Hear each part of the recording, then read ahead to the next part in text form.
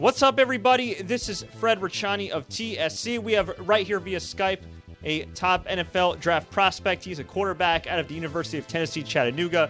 We are talking to Nick Tiano. He is ready to take that next step into the pros. Nick, we appreciate taking the time out of your busy day. I know this is probably a whirlwind for you now that you're declaring to go pro. How's it going? Hey, thanks so much for having me on. Yeah, man, it's been awesome. Just trying to enjoy the process and kind of make the most of these next few months. So it's really exciting. It is pretty exciting, but you know something about pressure. Now, from what I understand, based on my research, you're actually also from Chattanooga, right? I am, yeah. So Chattanooga's my hometown. So it was really cool getting to go back home and play, right there with friends and family. How'd you deal with the challenges, all the expectations that come with that? Yeah, I mean, it was super cool.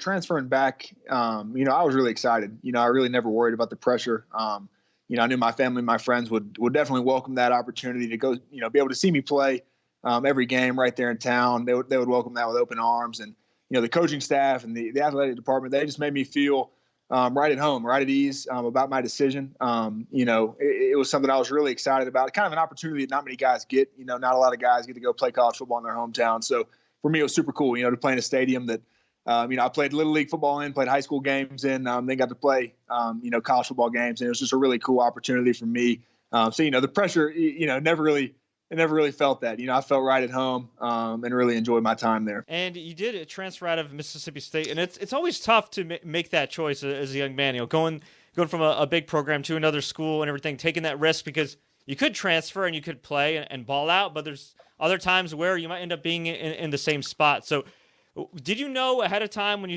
you realized, okay, I'm not going to play as much as I'd like in Mississippi State, that I'm going right here to Chattanooga, or were you kind of weighing your options?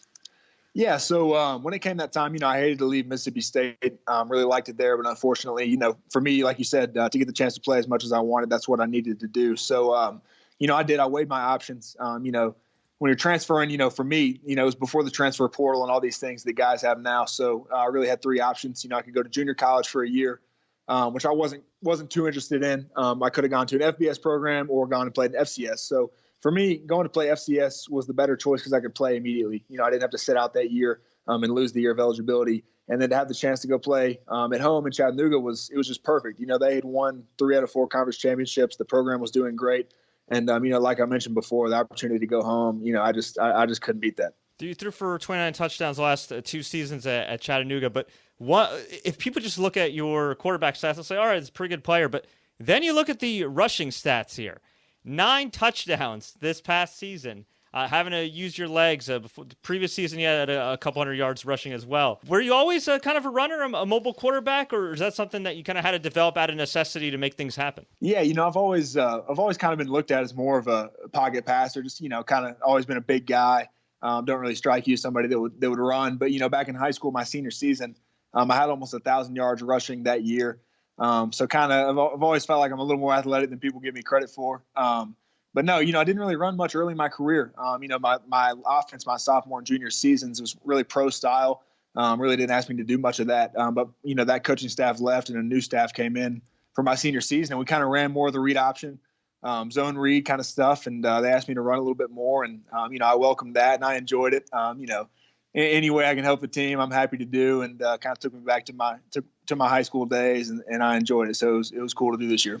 Obviously, you've been a college quarterback for quite a while now, entering the draft. But as far as physically and mentally, what would you like teams to know about you as far as being pro ready? Yeah, I think, for me, my biggest strength, I like to think, I try to be the smartest guy in the room. Playing quarterback, I think that's the most important thing. There's a lot of quarterbacks that are going to come out this year and every year that can throw the ball. Ty Spire will throw it a long ways. There's plenty of those guys, but I think the guys that succeed in the NFL are the smart guys who can kind of digest a playbook, kind of understand an offense and a game plan and go execute that on Sundays. And, I think that's what you see with, Brady, Manning, and Breeze. These guys, they go out there and they make quick decisions. They get the ball out of their hand and, move the chains. And I think that's what it takes to play at the next level. And, that's something I take a lot of pride in, and I like to think it's one of my strengths. Being kind of a newfound mobile quarterback now in some capacity, you still have to have the trust of your teammates, especially the offensive line, who also have to be the smartest guys in the room, or in this case, on the field. Can you stress to people that maybe aren't that familiar how important it is to have that relationship with your line? Yeah, I think that's huge. It's kind of funny for me since I guess Little Leagues, my best friends have always been my offensive linemen. My best friend group, on my team for the last few years has been the O-line. And, those guys, That's the most selfless position in sports. They do a whole lot of work. The offense wouldn't go without them, and they don't get any of the credit. So I got a ton of respect for what those guys do. It's selfless the way they play. They play hard. They play every snap. They play hurt. They're tough, and you got to have them to win. I was doing a little bit of research on you, and you talk about respect. I got a lot of respect for you juggling two lives here between being a student, being an athlete now, going pro. Do you really have a 4.0 GPA with a business degree, pursuing your master's? Yes. So it started grad school this past semester, and I was able to end up with a 4.0. So that's a good start. Hopefully, I can carry it out for the rest of this program. So how are you able to keep that balance? Yeah, I mean, it definitely is tough, and guys struggle. For me though, it's that was my fifth season, so I'd had 4 under my belt. Kind of, I'd messed up. I'd learned from my previous years and my mistakes, and kind of found a routine that worked for me. Kind of balancing school and football, finding time to fit it all together. Worked out. So I had a good semester. Like I said, need to carry that on though. Now I heard you got invited to a very important game that could help your draft stock. You want to tell us about it? Yeah. So, very thankful to be invited. It's the NFLPA Collegiate Bowl. We'll be playing in the Rose Bowl. It's a huge opportunity for me kind of going into this senior season. I knew that, I really needed to have the chance to go play in one of these postseason all-star games. Playing in an FCS program, you don't always get the exposure that the guys in, the SEC or the Big Ten may get. So for me, I think it's just a huge opportunity to kind of be in the same stage as some of these bigger names and bigger school guys, and kind of show everybody that I can play, and give these scouts and these coaches an opportunity to kind of see me in person and show what I can do. Who were some of your influences growing up? Was there anybody when you first turned on that TV and that drew you into football? Yeah, you know what? I've always loved the game. I've always loved watching guys. Brady, Manning, of course, loved those guys. Growing up. When I was in middle school, Tim Tebow was in college, and man, he was my favorite player. I love the way he played the game, the passion, the leadership, the toughness he played with. I've got a fat head of him in my room back at home, so I love playing with him. And thankfully, I was able to play with Dak Prescott for a year at Mississippi State. Dak's been awesome for me. He was a mentor. I learned a lot from him, and he was just a great example for me when I was young. Is kind of what it takes to be successful, and that's just, I like to watch all the great ones, though. I think you can take something from everybody. You mentioned Dak Prescott, and you got to work with him a little bit, get to know him. He's a guy who slipped late in the draft, and he became kind of like a diamond in the rough. I think he's a pretty damn good quarterback. Obviously, he didn't have the best season with his team. The 8-8 missed the playoffs, but I think he's a guy that definitely put himself in line for a big contract and could continue to improve under Mike McCarthy. But can you tell us a little bit about Dak Prescott? Maybe we don't know, something we don't necessarily see just watching him on TV. Yeah, kind of like I mentioned earlier, there's a lot of guys that can throw the ball well, and Dak certainly can. But, what separates him are the intangibles. Like I mentioned, the leadership. I've never seen a leader like him. The relationships that he had with every guy on the team, every coach in the building, every trainer, it really blew me away. The way he played with toughness at the quarterback position, I think that sets the example for the entire team. The way he prepared week to week to get himself ready to go, physically and mentally with the game plan, preparing for each new defense. It really blew me away. He just all those little things that it takes to be successful. He does all of them. So, his success has been no surprise to me and those that know him. And I'm sure he'll carry that out for the rest of his career. When you told your parents, when you told your family, hey, you know what? I'm going to take this football thing a little more seriously. I'm going to go, I'm going to take it a step further in high school. I'm going to go play college. I really want to try and be a starting quarterback. And then now going pro, I mean, were they initially supportive, or did they say, hey, man, maybe try to lean more into that business side? Yeah, no, my parents have been great. Both of them. They've always pushed me. They've always supported me with everything that I do. My dad's been, since I was 7 years old, pushing me out in the front yard, working on my 3-step drop and those kind of things.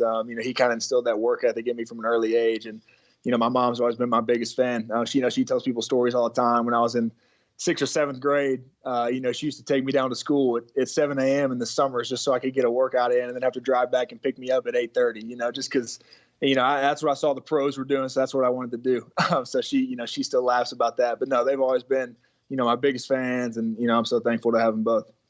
Who was the first person that noticed you were different from the other kids in a sense that they pointed you out and said, hey, man, if you keep this up, you could go somewhere with it? That's, definitely my parents. They were both huge with that. When I got into high school, I had a couple coaches, that had really big impacts on me. And, they both, it was two guys really, and I got to be really close with them, and they kind of just showed me like, hey man, you put the work into this, you can really go places, and that meant a lot to me. I was 13, 14-year-old kid.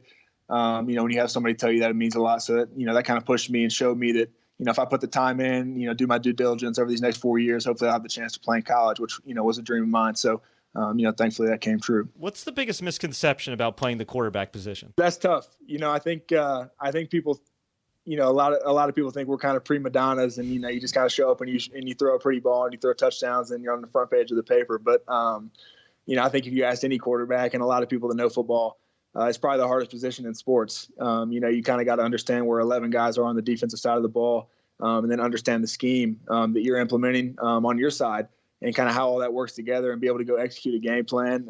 And, you got to be a coach on the field. You're managing the time, you're managing the clock, managing, down and distance, all those kind of things. It truly is a challenge every down. And you got to prepare every week because, every Sunday or Saturday, whatever it is, it's like taking a test. This has been a great conversation, but I want to get to know a little bit more about Nick. So we got some quick hits here. You ready? All right, let's do it. What's your favorite cheat meal? Pizza, no doubt. Good man. Good Italian, right? Oh, yeah. Okay. I am not Italian, but I have a lot of Italian friends being from New Jersey, and I can respect imagine. the pizza. No doubt. All right. What is the weirdest question you've ever been asked by a scout or media member? Weirdest question. This isn't a question, but we had a scout come through this past fall, and he asked me to strip down to my underwear so he could take a picture on his phone of me. I thought that was pretty strange, but that's probably the weirdest, yeah. Biggest life lesson you've learned from football so far? Yeah, the biggest life lesson, for me, when I went to Mississippi State, I redshirted, and that next season competing for the job. 19 years old, I thought I was going to go win the Heisman Trophy. So to kind of go through that, not necessarily a failure, but not to win the starting job and kind of have to go through the adversity of that and having to transfer, kind of forced me to grow up and kind of showed me, even sometimes you do put all the work in, it still doesn't go your way, but that's okay. You can still learn from it, pick yourself back up, and go chase the next opportunity. And, that's what I was able to do. Thankfully, I learned from that situation, and, I think it made me better and made me who I am today. Who's the most talented guy you've played with or against? Ooh, let's see. Most talented guy. There's a handful. I don't want to leave anybody hanging. Let's see. An easy one just because I watched him in the playoffs. Man, I played with Jeffrey Simmons for your D-tackle for the Titans now. Man, Jeffrey came in when I was at Mississippi State, and, we didn't have anybody that could block him, and it looks like guys in the NFL are having a hard time too. So he's pretty awesome. Obviously Dak was pretty good. I've played with a handful of guys at Chattanooga that were great too. That's a tough question. I heard that you have a love of your life. Well, actually two. First of all, Congratulations. I heard you just got engaged. I did. Yeah. Thank you so much. Now, from what I understand, your wife-to-be, Chloe, played soccer at Alabama?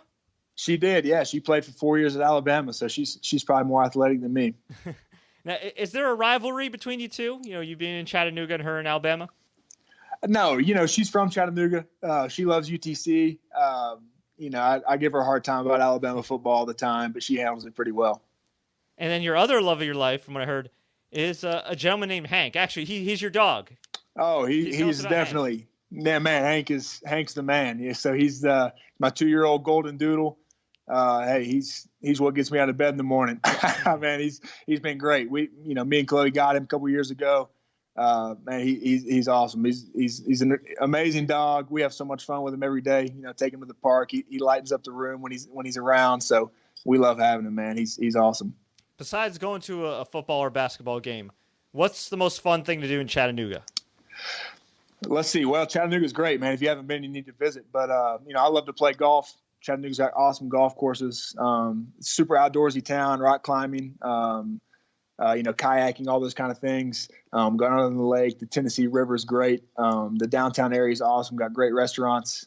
It's a super cool town, man. I would recommend anybody to go visit. Who's the funniest player you've played with? Ooh, funniest player that I've played with. That is a tough question. I would probably have to say my center from this past season. His name's Kyle Kelly.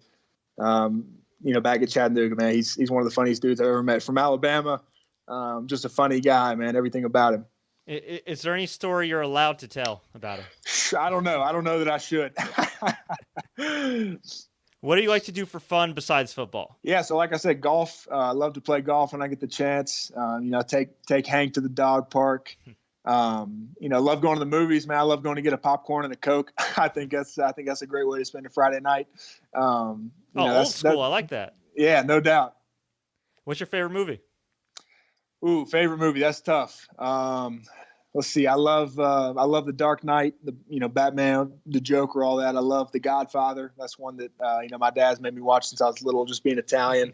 Remember the Titans is a great one. That's a classic. Yeah, I got it. Those are a handful of my favorites. Did you watch The Irishman? I have not seen it. Somebody just told me recently that that's a great movie. I need to go watch it. It is a great movie, but it is longer than a football game. So just do. It is. Yeah. What is it? 3 hours or close? 3.5 hours. Oh man. Yeah. I'm going to have to waste a Saturday away on that. Listen, if you could get through that, I think you could get through the combine. So for sure. I think you'll be right there.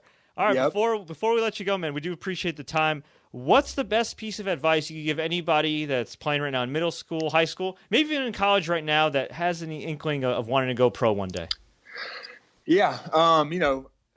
Obviously everybody's going to tell you to put the work in. What I would tell all those guys though is just enjoy it, man, because it flies by. High school and college football this is the time of your life. And I know everybody tells you this, and people told me this and I didn't listen to them, but it's really over in the blink of an eye.